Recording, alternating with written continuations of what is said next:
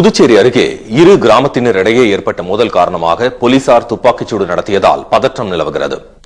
அரியாங்குப்பத்தில் உள்ள கோயிலில் நேற்றிரவு மயான கொள்ளை திருவிழா நடைபெற்றது. இதில் கலந்து கொண்ட வீராம்பட்டினம் கிராமத்தினருக்கும் அரியாங்குப்பத்தினருக்கும் இடையே ஏற்பட்ட மோதலை தொடர்ந்து அங்குள்ள வீடுகள் அடித்து நொறுக்கப்பட்டன. ஏராளமான இருசக்கர வாகனங்களும் கார்களும் சேதமடைந்தன.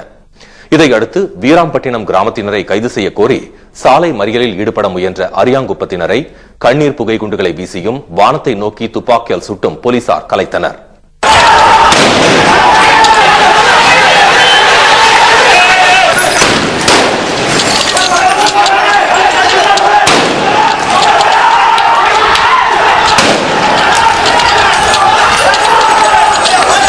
மோதல் காரணமாக 10க்கும் மேற்பட்டோரை போலீசார் கைது செய்திருக்கிறார்கள்.